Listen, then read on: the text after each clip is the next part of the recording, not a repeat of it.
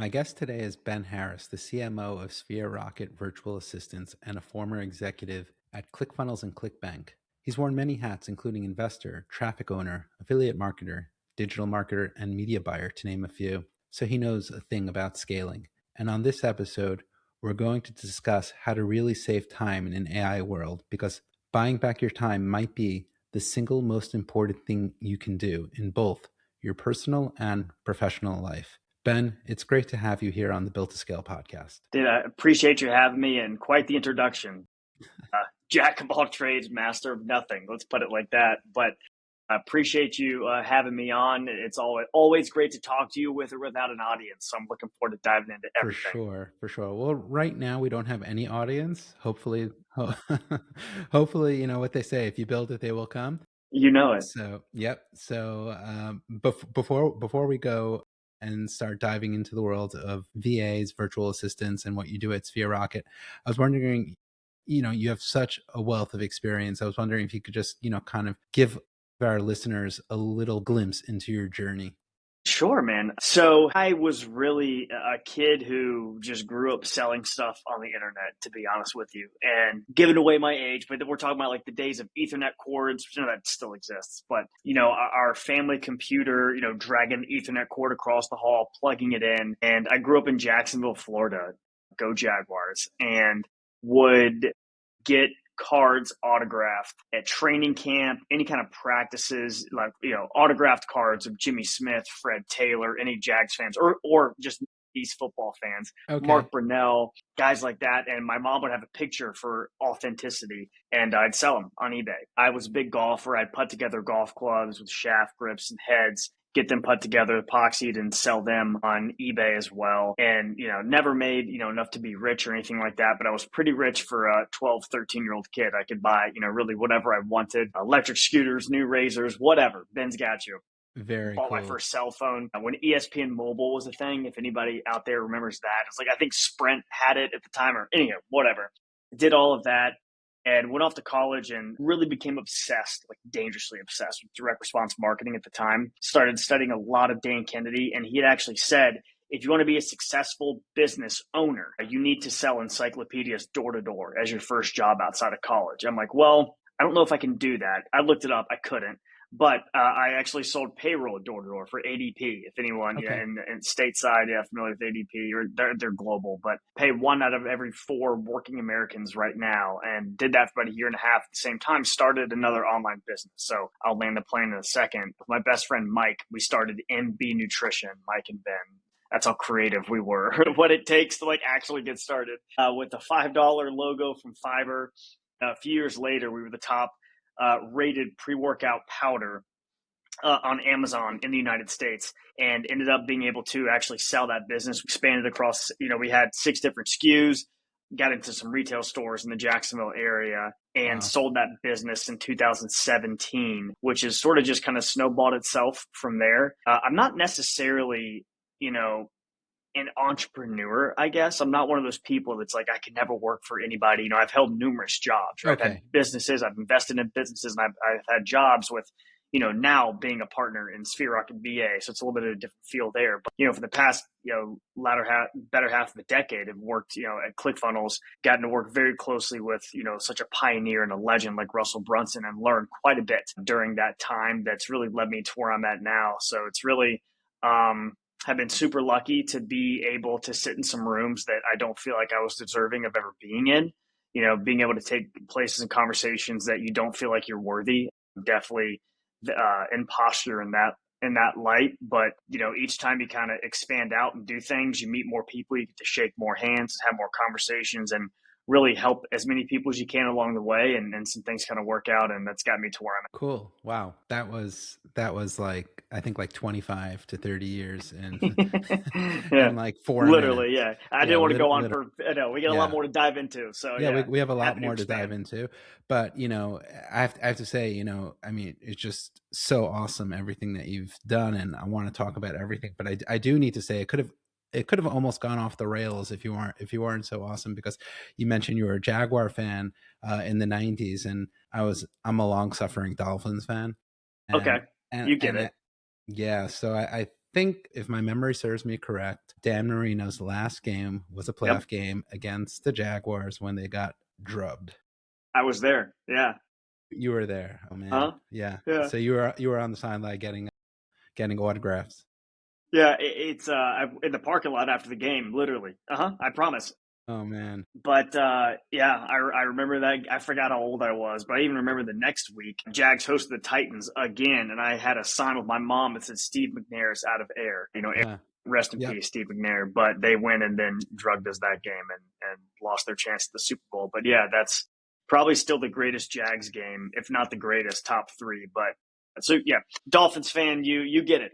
I told my wife, I'm like, I'm loyal because I've been a Jags fan my whole life. Yeah. Right, so Yeah. kudos to you. Yeah. Thank you. Thank you. So you really got into that eBay business early on, like just selling Yeah, things. I mean, really, just anything I could do to turn a dollar into two. With one of my great friends, still to this day, we grew up across the street from each other. His name was Brendan.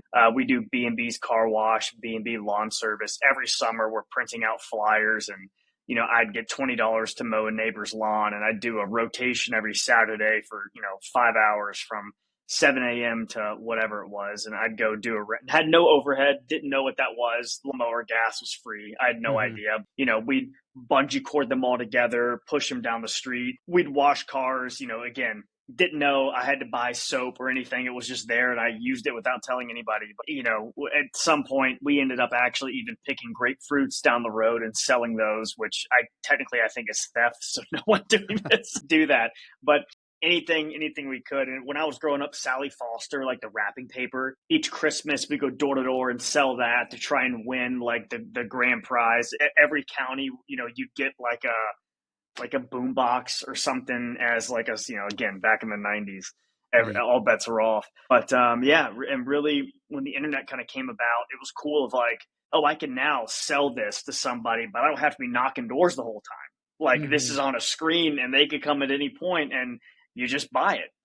That was fun for me. Yeah, so I want to zoom out a little bit because you've been like an entrepreneur or selling things, ever since you were a kid, door to door, autographs, and then you went on eBay. But when was the first time that you really got your own website and got things going where it was kind of like your baby? Sure, late, late, late, late. And even my first business when we launched MB Nutrition, we were primarily on Amazon and really always were. That was about 80% of our grossing revenue all came through the channel of Amazon. So probably wasn't until 18 months, even into that business, we built our first Shopify store.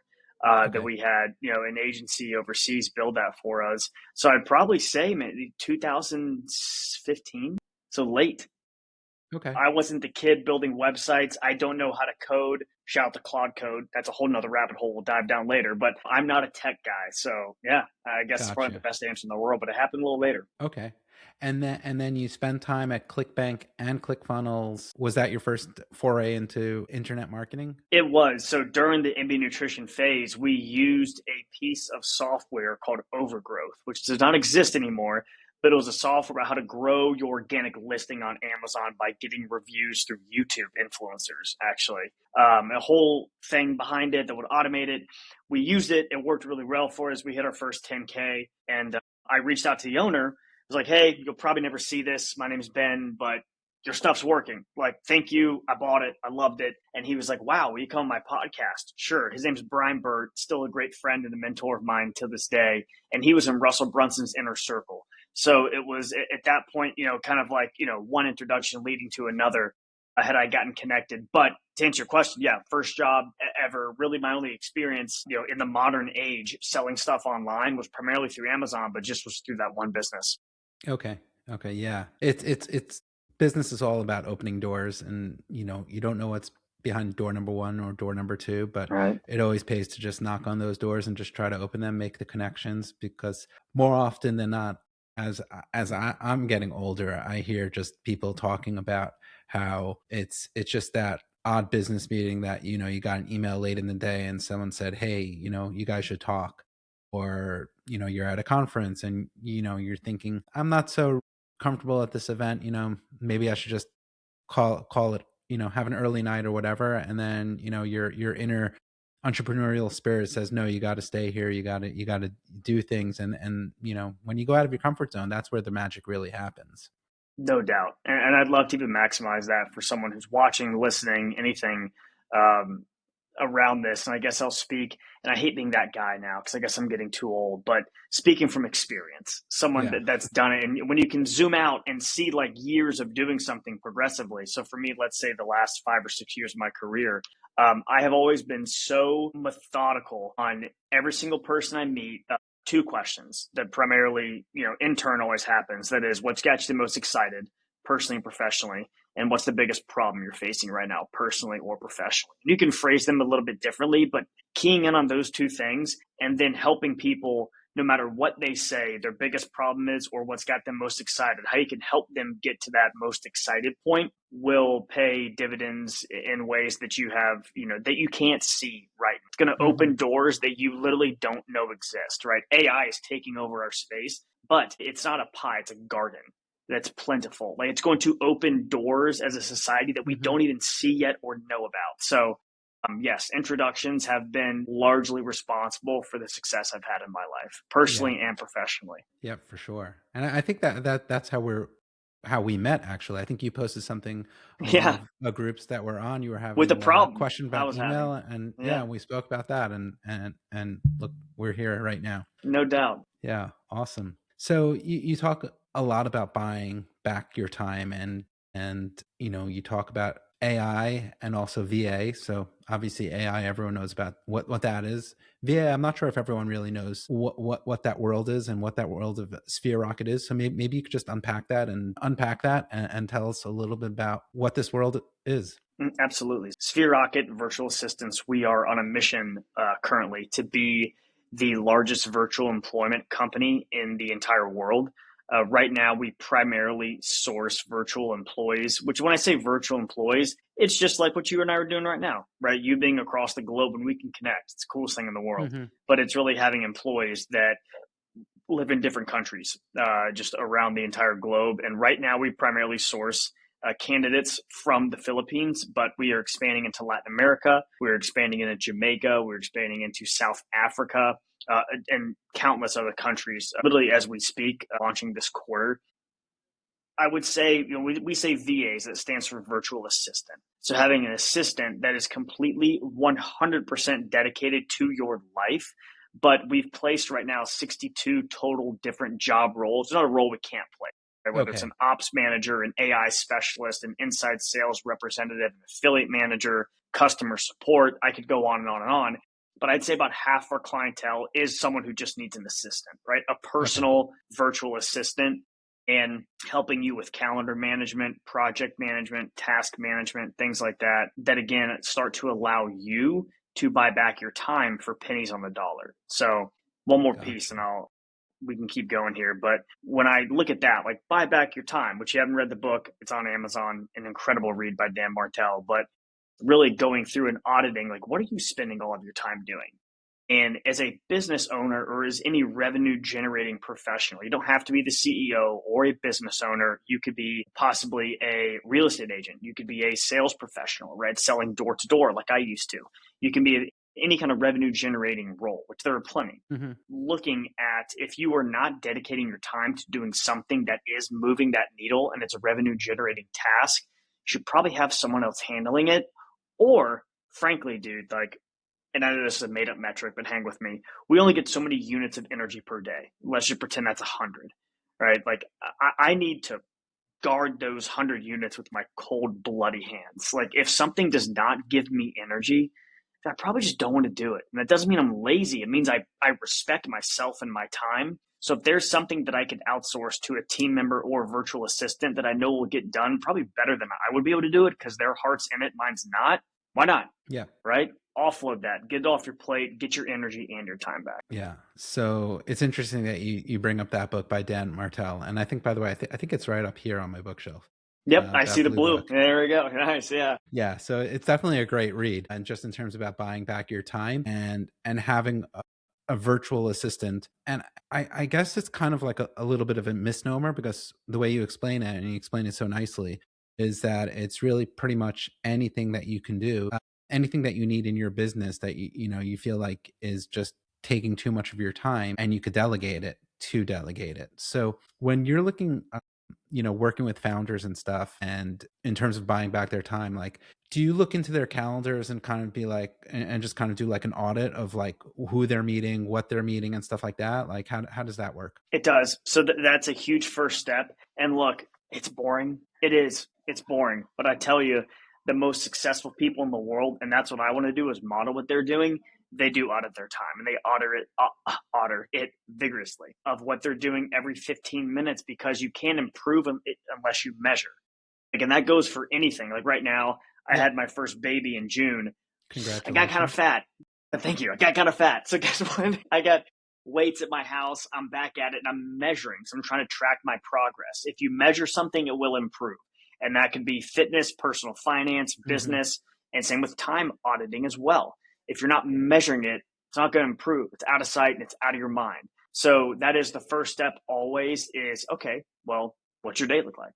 Right. And some people know that come to us, but most don't. And that leads us into other things of like, okay, well, then what do you want it to look like? Right. Craig Ballantyne's Perfect Day Formula, which is, I think, Mm-hmm. another book, phenomenal read, very quick one, very quick read too. But, and he's brilliant. Yes. So going into all of that is a huge first step in what we do, because we don't know, and you won't either. You won't know how to improve unless you kind of assess where you're at and where your feet are. Okay.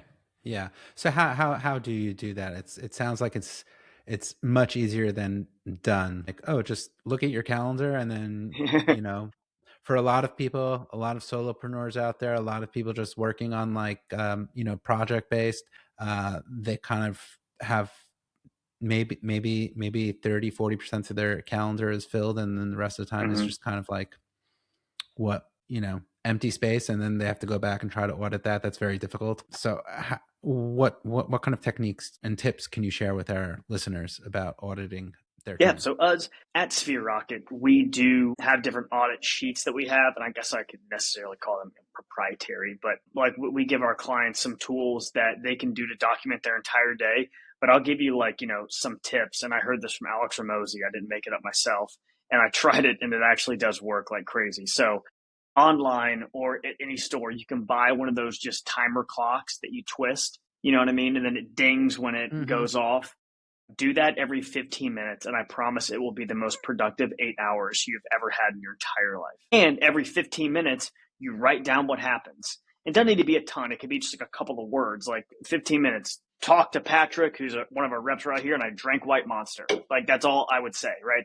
But you start to go through that, and if you just do it for 1 week, 5 days, you will start to look at and really even, I guess, yeah, we can keep going down the auditing rabbit hole of, I spent 15 hours this week doing these tasks. That's like, I don't need to be doing that. And again, you are buying it back, and you're freeing up your time not to have nothing to do and to sit on the couch and put your feet up, to fill it with other stuff that you enjoy and that's growing your business. Yeah, and I think when you mentioned before we started recording something called a $10 task, and you were starting to tell me a little bit about how you see founders just doing these $10 tasks, and I want to challenge you on this, and not just ask you about what those $10 tasks look like, but I also want to ask you to expound on this, because it's not just founders listening to this podcast.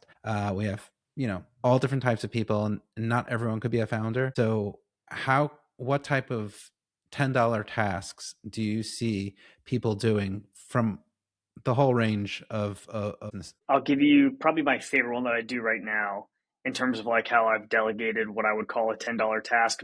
Um, I would say this: anyone who's listening that started a business, you're probably used, because I speak from experience, used to doing it yourself because you didn't have any help, right? Like when I first started, you know, in my parents' home with nothing but a stack of books and a Wi-Fi connection, like I didn't have anyone to go to. I didn't have a mentor. I didn't have a team. It was just me, just failing miserably, right, over and over and over again.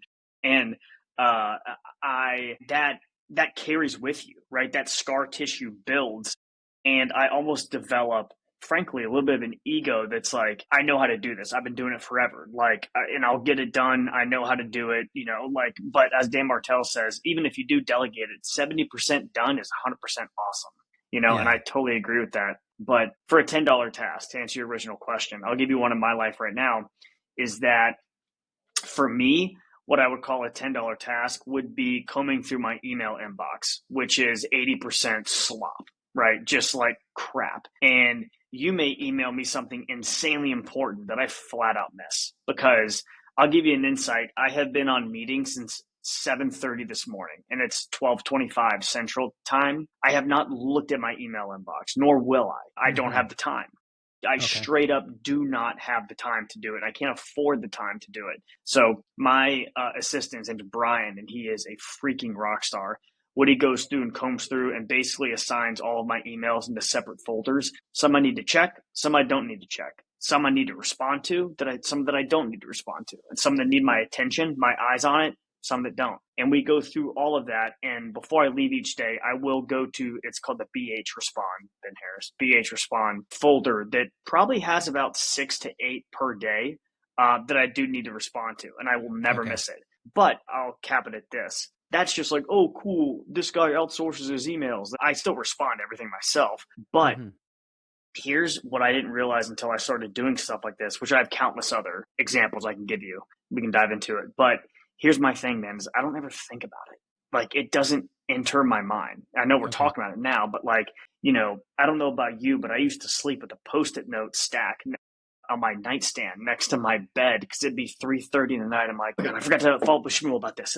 And I'd write it down. Like, I have clarity. When I'm at home with my wife and baby, I'm with them. I'm not thinking about something that I think I forgot about, but I can't remember what it is. And I'm thinking about what I did forget about. I can't, like, none of that ever comes to me because I'm not missing anything. I've got pairs of eyes everywhere Yeah. that come to me if it needs my attention, but it allows me to keep going and I can move quicker that way. Cool. Yeah. Let's unpack this a little bit, because myself and people listening, maybe people don't have someone going through their emails and stuff. That can sound pretty scary. So how do you go about doing that? Like, how do you find someone trustworthy? Are you giving them the keys to your inbox and saying, like, here, or is there like a different view that most people aren't aware of? Good question. Really, there's a couple things. First, I take my time during the interview process and I give them certain projects, steps to go through, things that they would do. Which, could you BS through that and I trust you and you're a total scumbag? Sure. Right. Absolutely. And he's not my first assistant that I've had.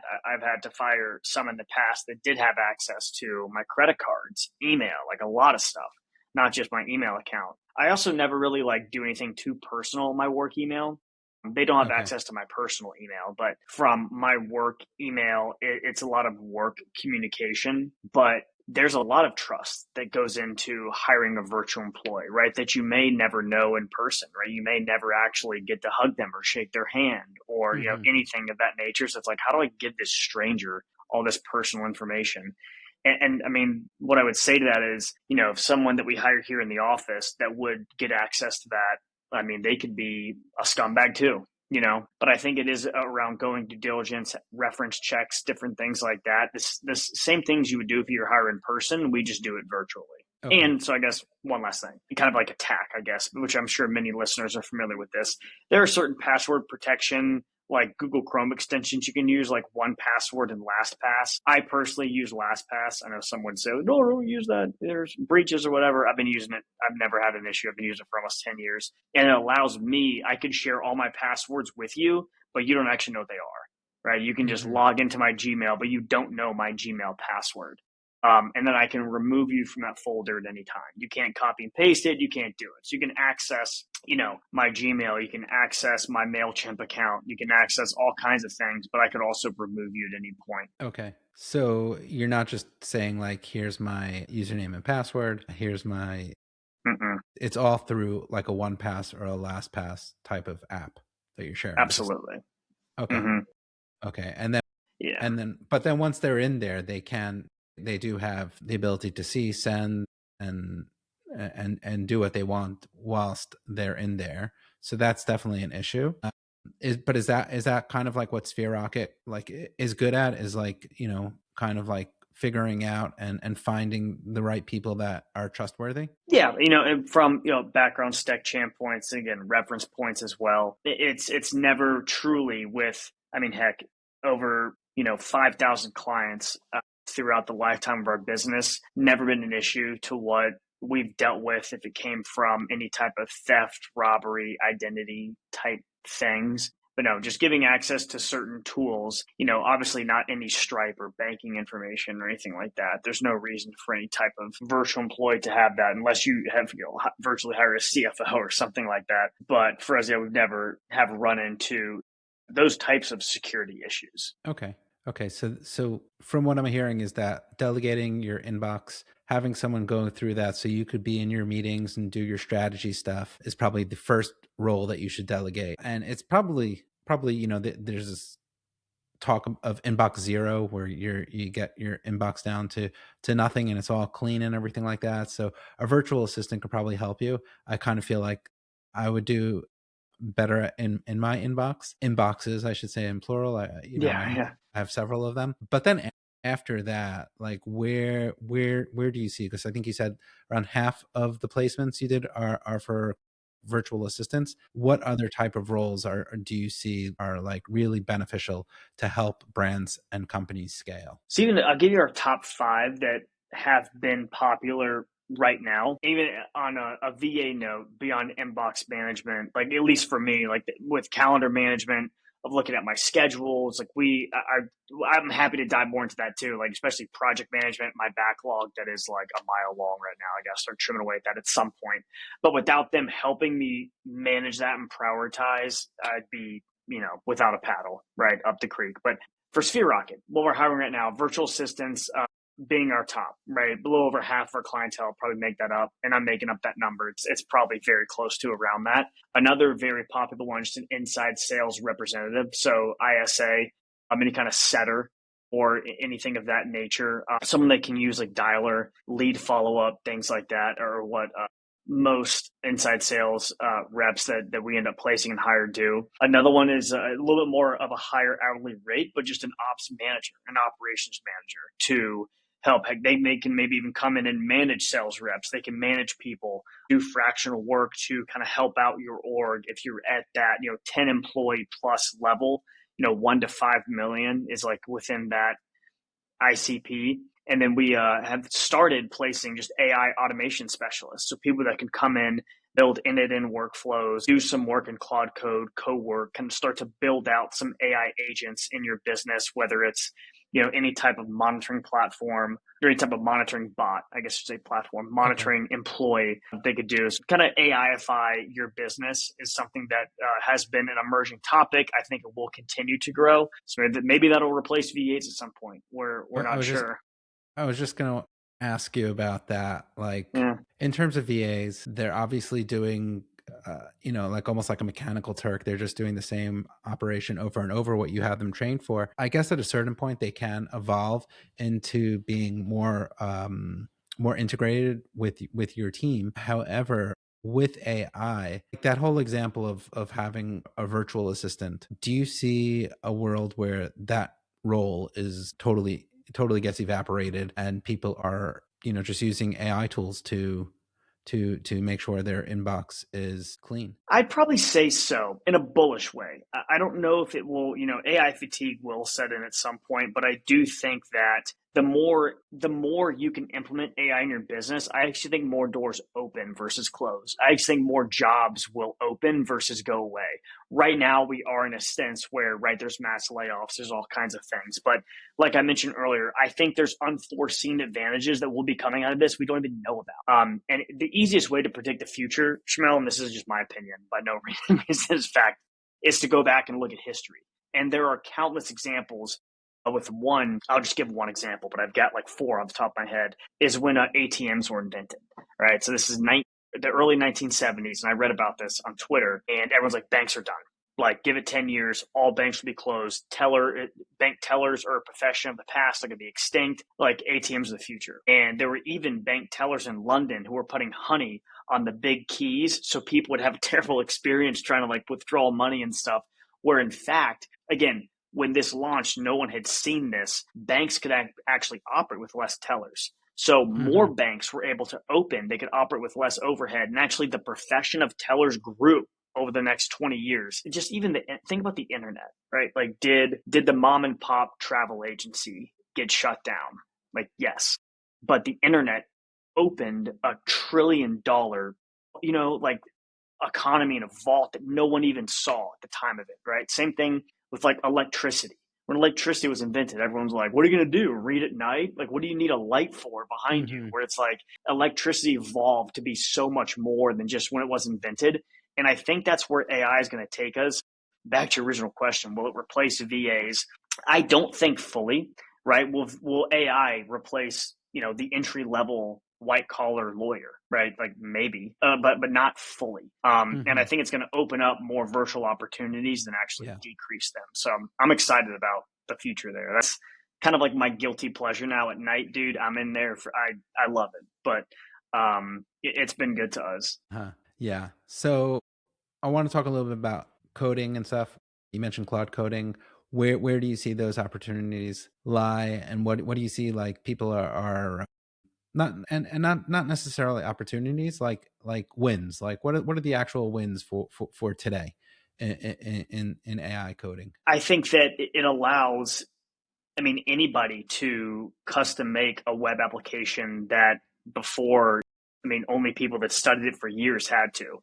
And not only that, it allows you, I heard a statistic this morning actually, like you can code 10 hours in seconds or something like that. And it's Mm-hmm. really neat when you get in the hands of someone that really does know what they're doing, not a dummy like me, but they are like working at hyperspeed now. And I'll give you a fun example. So by the time this launches, it should be live, but sphererockettalent.com, we have basically built a full web application that's kind of like online jobs PH plus upwork.com plus Zillow combined into one. So it's got a lot of really cool email notification preferences that you can do. You can browse our entire database of over 30,000 candidates that have been pre-vetted through our, like proprietary methods that we have. Mm-hmm. And it's available for browsing completely free. And if you'd like to schedule an interview with the candidate, you can go through our portal and do that. But it's kind of like a front facing top of funnel / middle funnel product that we'll launch into the market in a couple of weeks,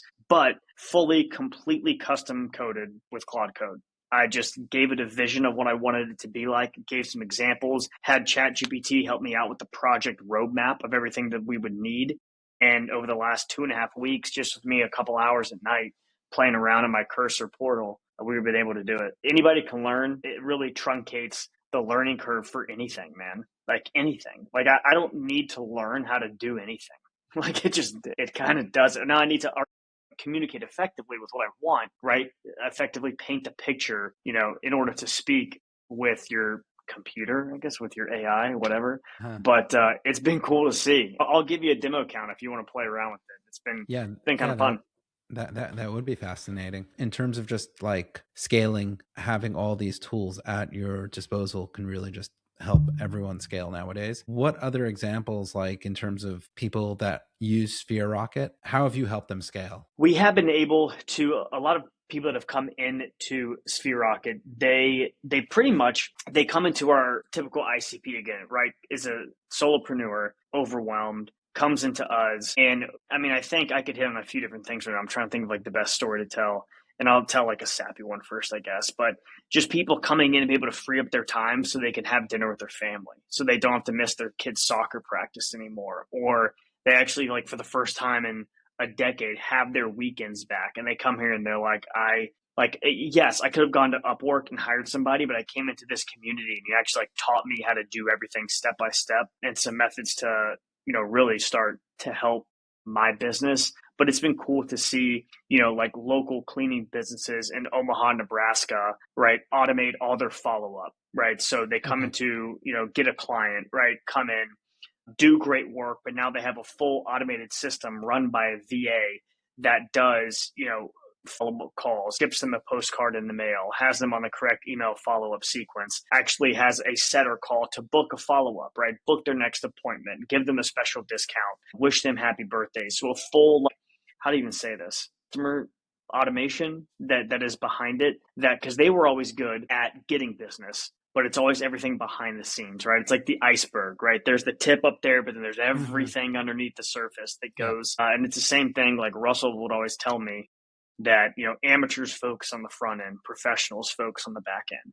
And if you own a business, it doesn't mean that you don't care about one or the other. It's more or less like personality, preferences, things like that. But when you bring in extra team members that know what to do and using a company that knows how to source what you're looking for and help you find the right candidates, it's pretty magical what can happen. And this transcends all businesses, so not just direct response or e-com. Anything that basically has an online presence can tap into this. Very much so. And even locally as well. Like I think local SMBs are really an opportunity for us to tap in that we really haven't yet in the service-based industry. You know, any type of home service, plumbing, electrical, like I mentioned, cleaning, carpet cleaning, things like that, gutter repair is really something we'd want to tap into second half of this year that we're planning on. Cool. Yeah. So, I mean, at the core of it, I mean, I guess RocketSphere is, I would imagine, in the lead gen space, trying to get lead generation, get new companies excited about having this prospect of hiring talent virtually, Very much and so. not just virtual assistants, but virtual Mm-hmm. talent. But when it gets down to it, obviously from an acquisition standpoint on your end, is it always just more traffic or is it quality? How do you balance that? It's hard, right? It's hard. And even as someone that's reached, the stature like yourself, you always like it's a give and take almost, right? It's like the more quantity you bring in, the quality goes down, right? The more the quality goes up, sometimes the quantity is not as high.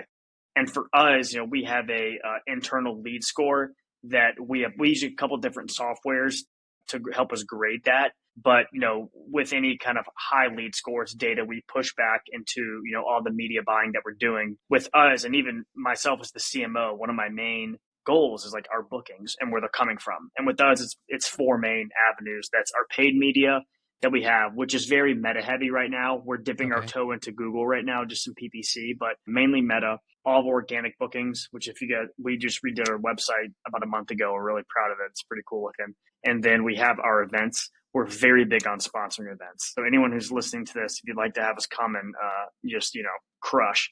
And then our affiliates. Our affiliate channel is something that is going to be a huge focus growth on the second half of this year. But it's about, I'd say, about halfway of where it needs to be in terms of activity and volume and adoption. But those four are what I look at basically every day. Like I kind of like I'd live there. Cool. I think events is a pretty bold play. How are you quantifying your ROI on those? What events are you talking about? Maybe our listeners would be interested in hearing more about those events. Great question. And it's a tough nut to crack, right? I think very few people do. It's just like paid media, right? I mean, I know companies that are like, dude, I've been through every agency you could ever think of. Like, I cannot figure out paid ads and they just scale organically, right? It's always kind of funny. But for us, there's kind of a playbook that we really follow, which is always speaking on stage, never selling from stage, but always speaking on stage. Subtle call to actions. We have a booth. We have lead cards that we give out, and they can exchange the lead card for a free book. Again, shout out to Dan. We've bought wholesale pallets of Buy Back Your Time. And we've got our own book launching here pretty soon. That'll be really cool. But yes, so doing that at events, and then we can book appointments. So in terms of directly gauging an ROI, we look at our weighted overhead from that, which would be the sponsorship fee and then travel that's associated with that event, and then how many bookings and sales we got from that event, how many leads we got. Because again, I've been in businesses where it's kind of hard to track an ROI from an event because it's like, it's more of a brand play and awareness play. For us, we're directly generating leads and not aggressively, right? We're really just talking about the problems we solve, the problems our clients are facing. And everyone's got that going on right now. Raise your hand. The whole room's always like, dude, freaking, I'd love someone to help me do stuff. All right, cool. We're happy to talk, right? And it's very magnetic. We'll put it that way. So yeah, that's how we've gauged ROI. And again, that comes from, I'm not even kidding, 500 events over the last 3 years. Even the year before I came here, 2024, our founder, Justin, his office is just on the other side of mine, and Moose, who is our chief revenue officer, I think they were on the road on 250 days in 2024, which is just like, like I get it. And I would have fun. I love traveling and being around people, but I also would like to stay married. So, I don't, that life might not be for me anymore, but we've done lots of events. So it's like you're helping people buy back their time, but you're selling your time and getting rid of all of your personal time by being on the road all those days. Right. Yeah. It's like we got to have, different, we had to outsource that, right? To have different team members. Yeah. Exactly, exactly. And then like on the paid media side, you mentioned, did I hear you correctly that you're putting most of your paid media into Meta? We are right now. Yeah. Okay. That's kind of interesting because Meta is traditionally viewed as like a direct to consumer, business to consumer, e-com type of stuff that you'll see, but you're using it specifically for business. Can you tell me about just like the origin of that strategy and how are you maximizing your ad spend there? Yeah. So we just feed as much data back into our pixel as possible. I won't try and get like too nerdy right now for those that are familiar with media buying. And I'm no media buying savant either. Like I'm not. I think this far into the podcast, we could get a little nerdy, if, There, okay, yeah, right? yeah. Right. So right now we have a pretty good campaign testing structure. We do 3 different phases where we really test for primarily traffic, very low budget, but mainly just based off headline testing, what gets the most clicks, and then we test those headlines actually against different actors. So right now too, we only run video ads. No images, none. Are you using AI to produce those, or are you using real? So we actually run our staff members in our ads of like, hey, my name is MJ, my name is Cherry, my name is Dwayne. I'm a virtual assistant or I'm a virtual employee in the Philippines. Whereas as we expand to different markets, we'll have other people as well, but no AI in that production. And we'll have 4 actors. We'll have 4 actors film 5 different scripts. So there is quite a bit of variance in testing we can go through. But in phase 1, I'm testing headlines against each other. In phase 2, I'm testing all of those headlines with different actors, with different people in them. Same script, same headline, different person reading it. And then just based on a cost per lead as the metric I use for the winner there, we will elevate them into phase 3 and just move the campaign into phase 3, which is where we scale it. And we it's a standard book a call funnel, so that you see pretty much all over. I haven't done this yet. Again, as we're getting into nerd talk here, I really want to do a low ticket ascension into booking a call. Haven't done it yet. We've got to have some super sexy, low ticket, $7, $17, $27 products and some good order Mm-hmm. bumps to throw out there to kind of liquidate our lead cost right now. It's really, it is straight to book a call. So they click our ad, they go right to Calendly. They Mm-hmm. book a call. And right now we've got a setter team as well that will call the leads that didn't complete the booking. So, Okay. and right now we're not at day 1, or sorry, we're not at day 0 positive ROAS. But so it takes us about 40 days to break even. But right now we have a very healthy ROAS. We have a recurring business model as well. So the clients we have come in. The LTV is great on our product because what we provide is fantastic, and that's how we're scaling right now. Being able to have that loss leader up front for the lead itself.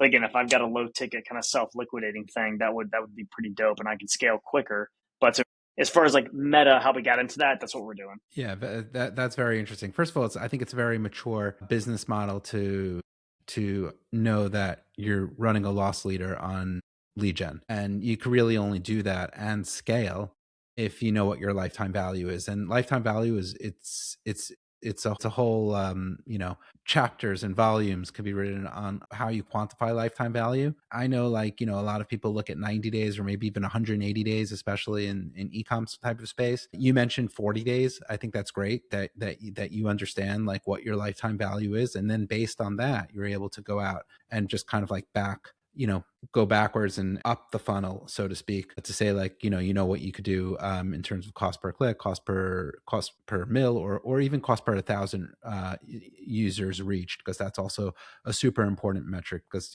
Facebook obviously, when they give you 1,000 impressions, it's not 1,000 people.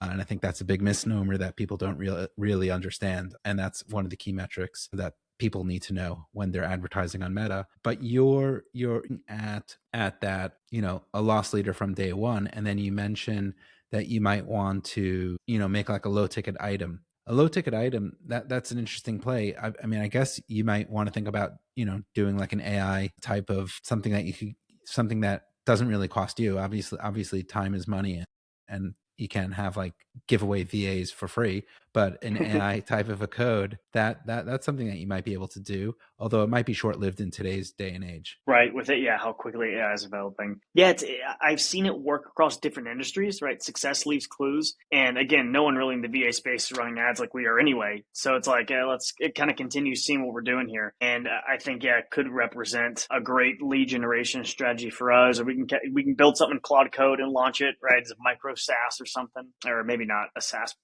pricing model, but something to give away, a tool that people can use that we could make ourselves. But yeah, there's some ideas that we have on the drawing board right now, but it's our global expansion is kind of taking priority in the month of March. But definitely want to get some other lead generation strategies out there that I think we can use pretty well. Yeah. I mean, low ticket offers will definitely lower the quantity, but on that dial next to it called quality, it Yeah, will, you'll get more our sales quality team in would your like us leads. more. Yeah, our sales team, because you're really at that point. Think about it. You're only booking calls with buyers, Yeah. right? Yeah, for sure. Totally changes the spectrum on everything, and that's what I'm big on. And it's cool you mentioned it. Anyone who comes to me for help, I don't want to call it advice because I'm not Yoda. I'm always asking them, okay, well then what's your LTV, right? What are your numbers? What's your current acquisition cost? What's your CAC or CPA? Because Dan Kennedy said it the best, like marketing problems, dude, they're math problems. Like Mm-hmm. we could sit here for ideas, talk about them all day long. Like, oh, they did this and they did this and they did this, and maybe you should try this low ticket at this price point, blah, blah, blah. Where it's like, if if you're so militant on everything in your business, which for us in marketing, it is looking at our cost per lead, our cost per booking, our close rate, what's the lifetime value of a sale, how much is that sale costing our company. Once you start, how much is a lead costing our company, what's a lead worth to me, and whoever can spend the most wins. And Yeah. maybe people could spend more than me, but they don't know. They have no idea. Mm-hmm. We do. And I think with me coming in my first 90 days, I knew I could not reach our full potential unless we knew exactly what our numbers were. So we're pretty geeky on that. Yeah. And I think basically knowing your numbers is probably like the number one rule in terms of Got to be, scaling. right? I Yeah. mean, Dave Ramsey talks about all the time how, when you speak to people that go bankrupt, they'll be like, yeah, I don't know what happened, but you never have that conversation with Yeah. like a millionaire. The Yeah. Yeah. millionaire, Yeah. when you ask him how he became a millionaire, he's never like, I don't know. I just woke up one Yeah. day and all of a sudden, they know their numbers, they have a budget, and they work at it day in, day out. And like you said also earlier, in terms of that, I think it's called like an egg clock, right? For the kitchen, right? When you just dial that up, right? And you just start auditing your time. That's how you basically train the muscle in terms of just efficient. And then obviously knowing your numbers, and these are muscles. And like you go to the gym and you could see results very quickly, you could probably also see results in your business. I agree. I Yeah. totally agree. Well, this has been a fantastic conversation, Ben. I really, really appreciate you taking the time to come on today. Let me ask you a question. How can listeners find out more about you, about RocketSphere? Yeah, I would encourage everyone to go check out our website. Again, we just rebuilt it from the ground up, but sphererocket.com. We've got all kinds of cool resources, delegation checklists, onboarding checklists, hiring guides, a lot of different things you can download, a buyback calculator to see, how much time could you afford to pay away, right? Like, again, knowing your numbers as a professional is huge too. So we've got a lot of fun resources. If you'd like to download them, they are there. If you'd like our team to walk through how we're helping, we've placed over 10,000 VAs in the last 3 years alone, kind of how we're doing that to business owners and sales professionals around the world. We'd love to just have a consultative call with you. Leave your checkbook at home. It's not that kind of call. We're not Grant Cardone or anything. So yeah, would love to chat. Amazing. Well, thank you so much for your time, Ben.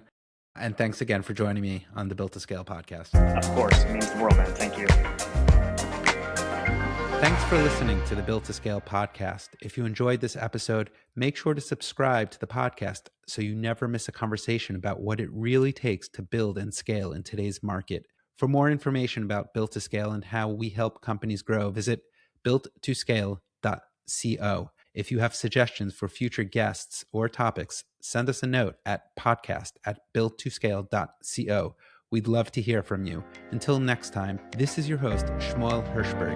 And remember to keep building, keep testing, and keep scaling.